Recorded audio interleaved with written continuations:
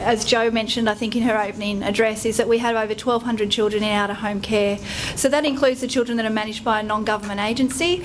But for us, in terms of FACS internally, our caseworkers are providing case management to just over 780 children, and of those, 60% are Aboriginal, identify as being Aboriginal, and we've been transferring over the last few years, and 45% have now transferred over to the non-government sector.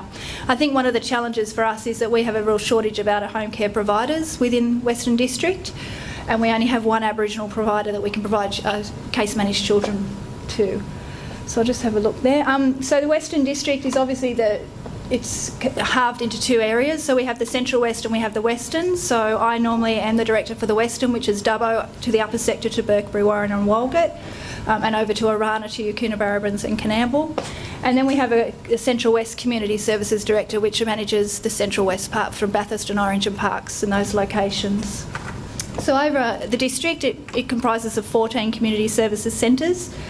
And then what we've done is just to show you the disbursement across the geography of the district and how we have our children and young people in care.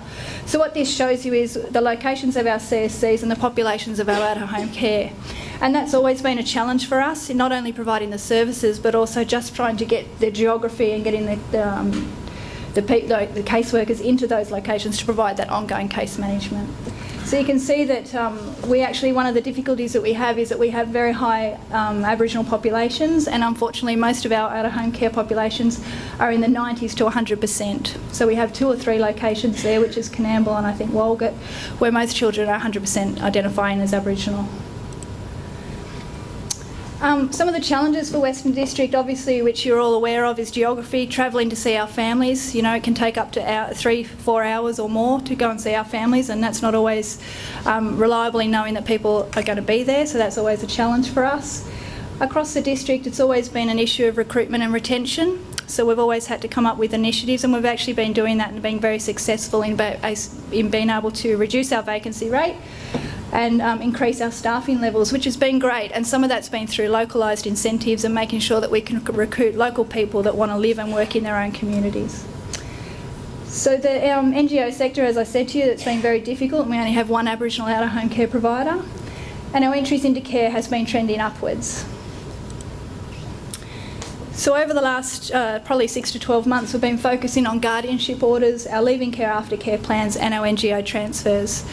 So guardianship orders, obviously it provides permanency for children and young people in care. They're not counted as children in out-of-home care, and they're particularly for children that actually can go over to carers where they can provide all levels of guardianship for those children, and they're not considered children in out-of-home care, and we actually don't provide case management to them. So that's actually been really, really positively received. So we've had a project officer working on that, and predominantly it's been grandparents and also other relatives that have actually taken on guardianship, and they've been very happy to receive that support and take on that for those children. Leaving care after care is always something that we need to be looking at and planning for, and again that's an area that we need to give some consideration to make sure that we do that in a considered way, so that those children leave care knowing what services are available to them, but also what they're able to and what their entitlements are. So we've been doing that. We also make sure that we identify those children with disabilities so that we can actually identify them early and their complex needs to make sure that they've got the supports needed to transition them into their adult life. And as I've said, I've just talked to you about the NGO transfers, which is meant to go on for another 5 to 10 years. So Western, obviously for us to be able to work in this district, we've had to really think innovatively, be creative about how we deliver our business, and we've had to think about ways that we can get out to community and involve them in our decision making, and also consultation processes. So I spoke briefly with a group this morning about our Aboriginal protocols. So some of the things, the key initiatives that we've implemented over the last 12 to 18 months have included our Aboriginal community protocols, which I'll go into in detail, our mobile child protection unit. We've introduced complex case coordination meetings across communities. There's always been your interagency meetings, but often they've been quite repetitive, and there's been duplications of services across communities, so we've tried to streamline those and identify those children that are particularly frequenting many agencies.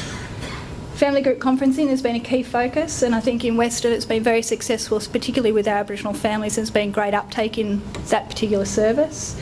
But I did mention this morning that, again, one of the challenges for our district is to provide culturally appropriate facilitators to provide that family group conference. We've had the other work that we're doing is around the Aboriginal medical services, so that we're making sure that all children in out-of-home care that meet the eligibility for that are referred to the Aboriginal Medical Service to get their health assessments and to get their medical checkups. And that's been really successful, and we're encouraging weekly meetings in many locations such as Orange and Walgett to make sure that we're capturing those children and they're getting the services that they need. And the flow-on effect is that the carers or the relative carers are feeling more supported in those processes. The FACS mobile van is something that's a new initiative that was launched just several months ago. The idea around that is to make sure that we're getting out and being seen.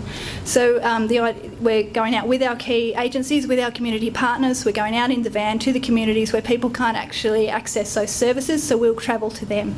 It's a relatively new initiative, but it's been quite successful, and there's been a lot of interest across the communities because it means that we can go out and see the carers, we can go out and see the children. It can be used for multiple events across the community, but it's all about building those community relationships and increasing access. So that's been, we're looking forward to seeing what the benefits could be reaped from that. Internally, what we're trying to do is actually sort of upskill our staff too by providing manager casework practice groups, and they've got a real emphasis on out-of-home care, making sure that we're talking about the OCG standards, making sure that the Guardian standards are talked about, that we're aware of how we need to provide services to children in out-of-home care. The flow-on effect to that is also a casework conference that we provide annually. So we're making sure that all of the out-of-home care issues are a standing agenda item at those forums, so that this doesn't become just a one-off thing, that people understand that this is something that's for a trajectory of a child's life, and that we need to actually be making sure that they're supported from the entry point right through to the exit planning till they're 18. Cultural case planning, there's a large emphasis on that obviously in our district because of the large Aboriginal population that we have, and so we've been quite innovative there, and we've recognised the fact that we haven't actually been doing cultural case plans very well, and that we need to put a larger emphasis on doing that and making them meaningful and purposeful. So what we've actually been doing there is that we've created a cultural connections team, and there's a cultural connections caseworker that actually is tasked with just providing support to the district to complete those cultural case plans for those children in care. And what we're seeing is that the cultural case plans that are coming back through, the ones where there's been meaningful consultation with family members, and not just birth mums and dads, but extended family, and from both sides, that's where those cultural case plans are really having a larger impact for that child in terms of making sure that they have their cultural connectedness. And that we also providing case planning or cultural case planning training across the district to make sure that there's an emphasis on that and appreciation of the importance of that work for that child. And then those cultural case plans also travel with that child over to the non-government agency when they transfer case management. And then obviously in linkage with our accreditation, our accreditation emphasis in terms of the Office of the Children's Guardian, we've established a QA and CI team, which is a quality assurance and continuous improvement team. So they have a large emphasis on making sure that they audit throughout the district to make sure that we are delivering good case management, we're delivering, that we're seeing children, that we know that they're safe in their placements and that the carers have been supported. And all the things that we've talked about today are things that will actually be the primary role of that team. So for example, we'll be looking at carer support, so that will actually be a large emphasis on that. We'll look at the cultural case planning, we'll be looking at our home visiting, we'll be looking at our case planning, and we'll be looking at how that all marries up. So making sure that if we go out and we speak to a child and a child says that they are having difficulty with maths, then we want to make sure that we're seeing that in a case plan for a child and that there's actually links to tutoring. That's just a basic example, but that's how we want to make sure that there's continuous improvement across the board in terms of the casework practice that we're delivering, but also that most importantly it's meeting that child's needs. Just put there. So the protocols that we've developed between FACS and the local Aboriginal community groups, I spoke briefly this morning to those that were at the meeting, and we also spoke to the community members. So we've been able to establish reference groups across several communities within Western District, and those that are established at the moment include communities such as Orange, Dubbo, and we're in the process of forming the reference group in Bourke. We're also consulting with other communities such as Walgett, I think there's Condobolin, and then also Brewarrina. And look, I think it's a great step in the right direction. It's about opening up conversation, it's looking at a new way of doing business, and it's actually inviting consultation, it's inviting shared decision making, and it's all about the principle of participation as well, and making sure that community, that we actually involve them in some of the difficult issues that we have. And I think it's been working quite well, because the other thing that it will do is also showcase the difficult decisions that we're often placed with making. So, for example, it's about being open and honest about our decisions that we're making, and coming up with better solutions to keep children in country and look for suitable placements. In certain communities, what I was saying this morning was that there's a lot of communities that are saying that they're very interested in helping us to recruit local carers, and so that's been a positive thing, and we'll certainly work with those reference groups to ensure that happens. And then the flow-on effect from that is to make sure that those carers then are provided that support and the training that you've talked about this morning to make sure that those placements are sustainable. And obviously the aim is to keep Aboriginal children and young people living within their local community on country and connected to family and kin.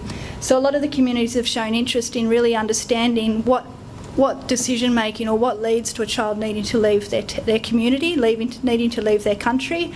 And there's been a lot of interest from community around how do we get those children back. And I think that also leads to those multiple placement breakdowns that you often hear about and that we've spoken about today.